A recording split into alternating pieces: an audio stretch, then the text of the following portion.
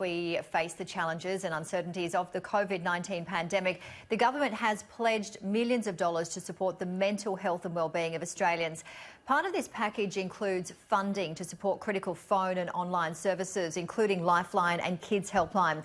Joining us this morning is Tracy Adams, CEO of Yourtown. Tracy, good morning to you. Let's talk about the federal government recently announcing that funding boost of $2 million to help Kids Helpline deal with the rise in demand. How useful will these funds be and where will the money go to? Oh, well, the funds are critical. From the first week of March, we were receiving approximately 6,500 contacts a week. This week, we will deal with about 10,000 contacts. So the funding will go directly to allowing us to recruit more counsellors to make sure that we can respond to the ever-increasing number of young people seeking help. Tracy, what are some of the main concerns that children are reaching out for and parents? Well, at the moment, obviously, anxiety is high right across community and children are representing that when they contact Kids Helpline. Also, family relationships. So children are concerned about their family. There's a lot of stress, and in particular, stress related to concern around their grandparents because they know that they're a particularly vulnerable group. So we're really seeing increases of young people just feeling anxious about what is going to happen.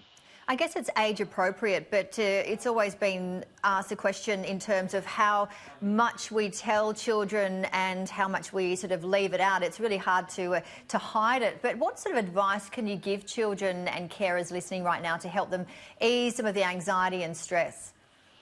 I think really focus on the things you can control, and those are the sorts of things like at the moment we're really focusing on hygiene and staying connected. Social distancing doesn't mean that we don't keep in contact with people, and both online and making time to walk outside, spend some time. I know young people are coming up with great ideas about writing notes to each other, connecting into their community that way, making sure that we keep a routine and keep structure to our lives and think about what we can do today, what we'll do tomorrow. There's so many what-ifs out there.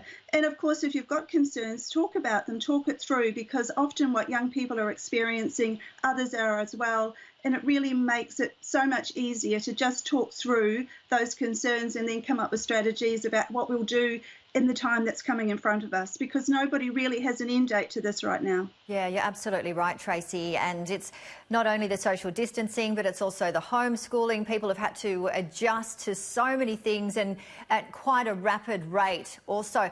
Now, I love your social media platforms and your websites and everything that Kids Helpline do. What are the contact details and how can people search Kids Helpline?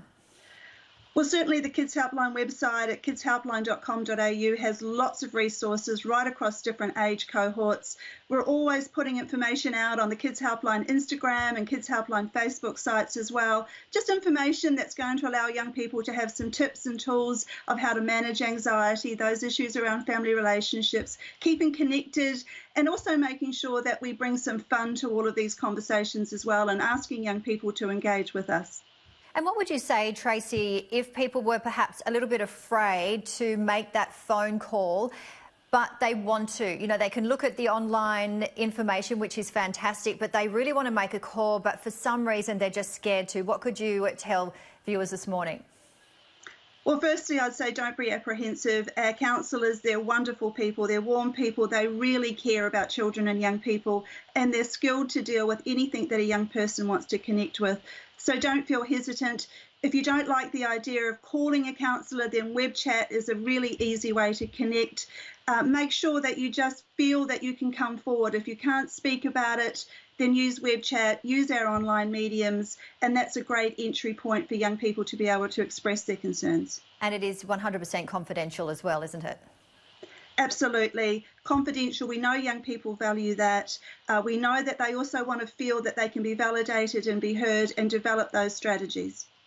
Tracy, thank you so much. Are you and your family keeping well? We are, thank you, and I hope that everybody out there watching is keeping well as well. Yeah, thank you so much as always, Tracy Adams, CEO of Yourtown, for joining us on Weekend Edition.